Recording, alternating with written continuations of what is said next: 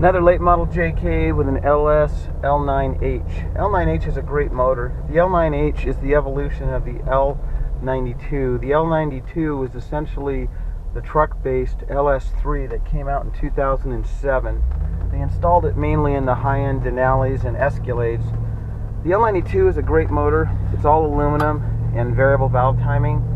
However, the operating systems in 7 and 8 were very difficult to work with. They were the early Gen 4s. So I'd stay away from the L92 unless you get a really good deal on one. In 2009, they added flex fuel to the L92 and they called it the L9H. They did change the intake manifold, fuel rails, fuel injectors to handle the flex fuel. So not many of the upper end components are interchangeable between the L92 and the L9H. Here's the key. The L9H is basically an all aluminum Vvt flex fuel 6.2. In 2010, they added air fuel management to the L9H and they called it the L94. And they used the L94 in most of the SUVs and trucks, half-ton trucks from 2010 to 2014. And the L94 is a great motor. The L9H not having AFM means you can spin it up higher than the L94. The L94 with the AFM lifters, you really don't want to go past 6,000 RPM. I don't even like going to 6,000 RPM in that motors. And it's really not that big of a deal because most of the power of these engines is well below 6,000 RPM. With a little bit of tuning, these engines can run right up there with the LS3 and actually have a little bit more bottom end. In fact, if I didn't know this was an L9H, I might think it was an LS3. That's how similar they are. This JK is heavy, 40s, 1 tons. Had a Pentastar in it, so we went from a 3.6 to a 6.2. I can feel the weight in this Jeep, but this L9H moves it with no problem at all. Just touch the throttle and it accelerates. There is no revving the motor up like there was with a 3.6. This Jeep has onboard fire system, dual air compressor, 1 tons, double throwdown, you name it, it's got it. And the guy wheels it hard. So we're gonna do a... What's awesome about these 6.2 truck engines is just how mild they are. They'll sit here and idle at 500 RPM all day, but still put out well over 400 horsepower. You can crawl these engines across Moab or the Rubicon and still go out in the desert and run with enough horsepower to haul a heavy JK up the mountains. So it's a fabulous engine in my opinion. And the Gen 4 engines are not as complex as the Gen 5 engines, making them still a very viable swap. In fact, I have an L9H in my JK and I love it. Had it in there for 80,000 miles, trouble-free. I can hit in the mid to upper teens. Actually, I've hit 18, 19 on the highway miles per gallon going to California, like to Disneyland, if I keep this speed down. I do have 35-inch tires with 410s, and that's something important. You have to gear properly for these LSs. You can't just throw in V6 type gearing, and we'll talk about that. This is a heavy JK. We got 1 tons, hydraulic steering, air compressors, 40s, lockers, you name it, it's on this Jeep. And this L9H will have no problem pulling this Jeep. You have to gear these things properly. With the 3.6, a Jeep like this with 40s, you're going to be running 538s. With this L9H, you're going to want to run 488s, maybe 513s. You got to remember that this transmission has a 4-to-1 low.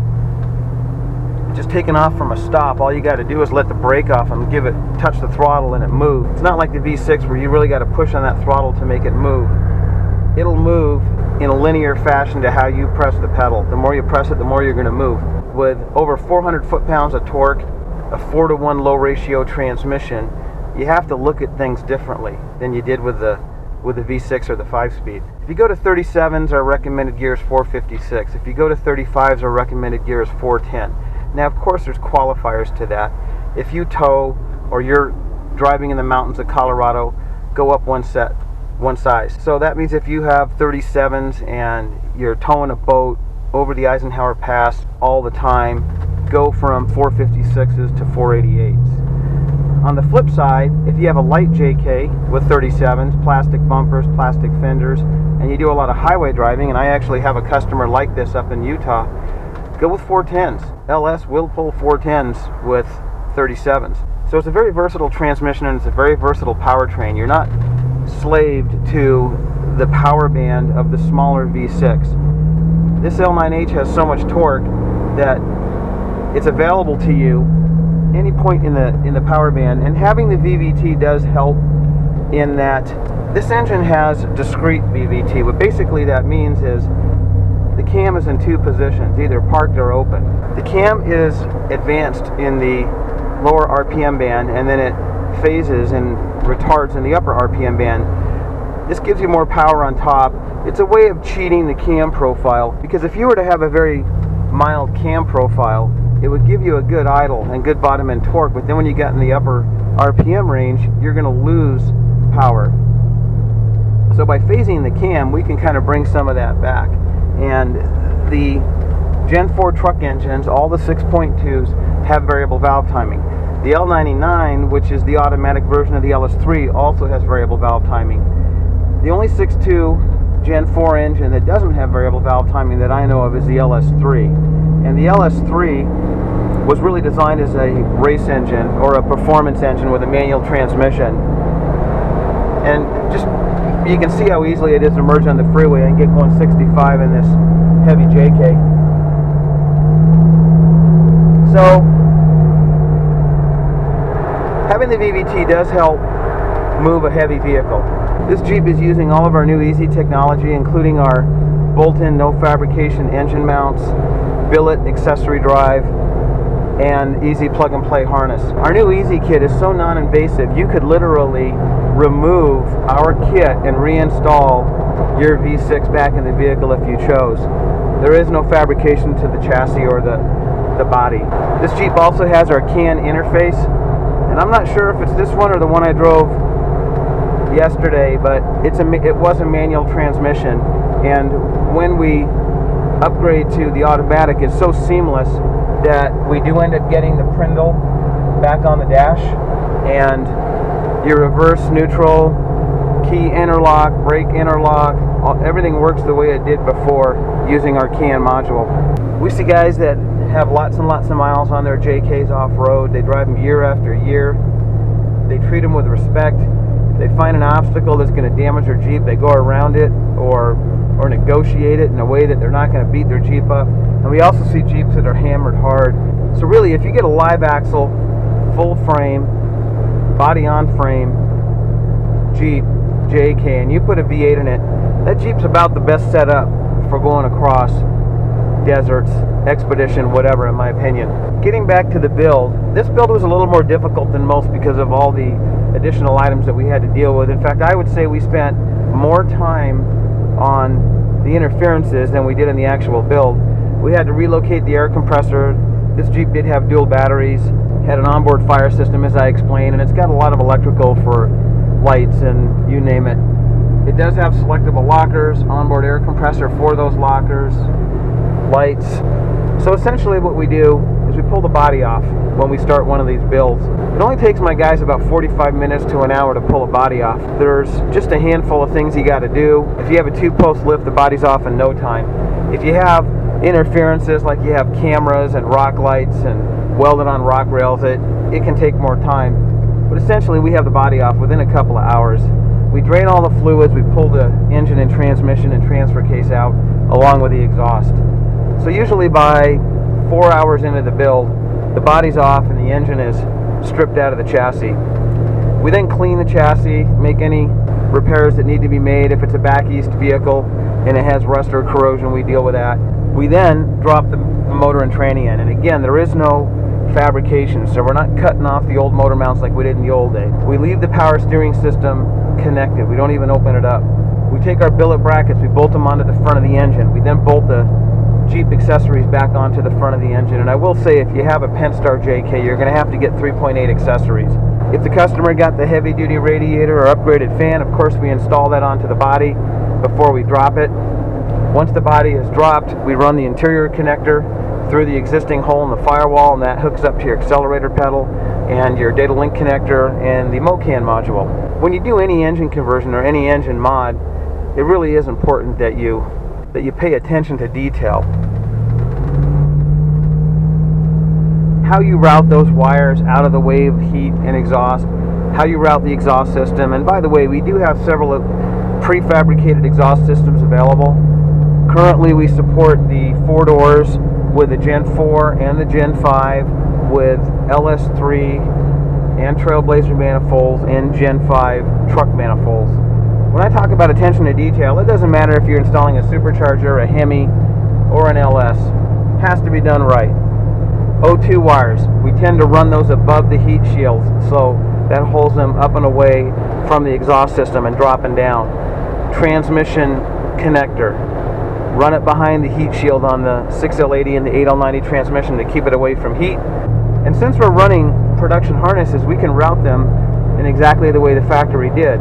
These harnesses have all the fire sleeve and heat tape and connectors and clips that the factory vehicles have, so why not use them? And we do. This way you're assured that the wiring is installed the same way as the OE manufacturer.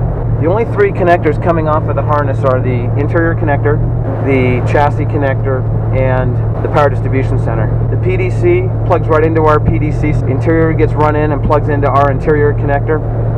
And the chassis connector is the original GM chassis connector that goes to the downstream O2 sensor and the EVAP stuff in the back. With our new CAN interface, the cruise control, let's see if I can do it for you here. Cruise control, air conditioning, all the functions of the dash are run right through the CAN module. The coolant temp, you will notice on our coolant temp that it's more linear than the stock gauge, because rather than use the algorithm of the customer satisfaction gauge where Jeep wants to keep the temperature around center over a wide temperature range, we just chose to make it linear, and that way you can see more accurately what your temperature is. So if you're at 195 or 210, you're going to see that gauge move. With a factory gauge, they keep the needle in the same position over a wide temperature range because they know that's what you want to see. And speaking of temperature, we get a lot of questions of guys. I had a guy call me this week, thought that his engine was running hot, and I asked him how hot it was running, and he said it got up to 218 degrees. The new generation of LS and LT engines don't want to run too cold. For best efficiency and emissions, you need to get them warmed up. I like to see them run between 205 and 220. That seems to be the sweet spot where they like to run and get the best economy. Don't run a 180 degree thermostat in your LS. If you got a blower on it, you're racing it, whatever, okay. But if you want your engine to go in the long term, just run the 195 thermostat that comes with the vehicle. The engine temperature has to get up high enough and the oil temperature has to get up high enough to burn off moisture in the crankcase. If you don't do that, that'll shorten the engine life. When it comes to combustion chamber temperature, you want to warm it up hot enough to make that combustion efficient. So we want to see these things run about 200 to 225, 235. Completely normal. Don't freak out if you hit 220. Most of the manufacturers don't even wind the fan up until you hit about 225. 235, no worries. 240, no worries. 245, back off. Yes, it is within the normal range, but there's no reason to push it. 250, 255 is considered the outside of normal. And when you hit 265, you're going to go into what's called a hot protection mode. Hot protection means it's going to start pulling cylinders back and fattening up the engine. Definitely shut it off. If you're in an emergency situation, and I had a customer on the Eisenhower Pass, blew a heater hose, he literally got his LS to 300 degrees. It was an L94, which is virtually identical to this motor except for the AFM. He was sure that he damaged the engine, but he brought it to us and we did a hydrocarbon check, and he didn't. He literally hit 300 degrees in that engine. And I'm not sure how many other engines out there could run 300 degrees plus and not get damaged. He's still driving that Jeep today, and that happened several years ago. So if you're going to hit 250, 260, get off the road, shut it off, figure out what's going on. And let me explain a phenomenon that happens that a lot of guys don't realize with the LS. Running a reverse flow cooling system means that air pockets can build up at the top of the heads. And when these steam pockets build up, they're purged out by the steam port. And you'll see a little pipe that goes between the two heads in the front. And that goes up to the radiator or the upper hose. And what that does is it purges the air out of the top of the heads when the engine is running. Once it's purged, you never have to mess with it again. But if, let's say, you do have a bad radiator cap, and we've been noticing that a lot of these newer radiator caps, the cheap ones you get at AutoZone or O'Reilly's, really are cheap. They might hold 16 psi when you buy them, but after a few months they're down to 4 or 5 psi when the spring tension drops off. And I've been testing these caps lately in-house, functionally testing them, and we're seeing 3-4 psi in these caps.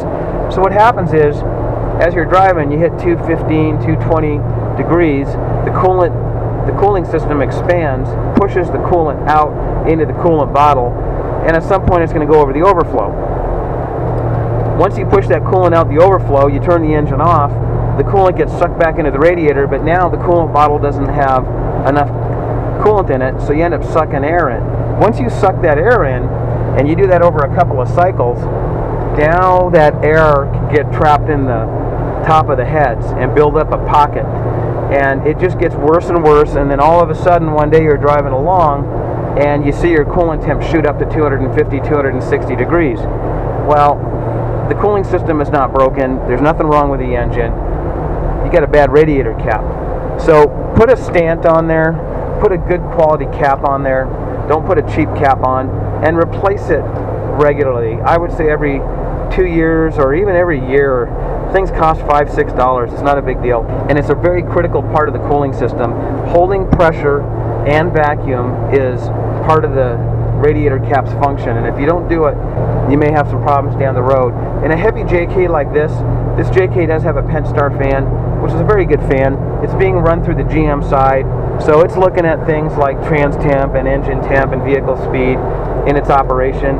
And you can see I've been running at, I don't think I've hit 198 degrees. It's a relatively cool day out, so it's running really cool. But in a heavy JK like this, cooling is critical.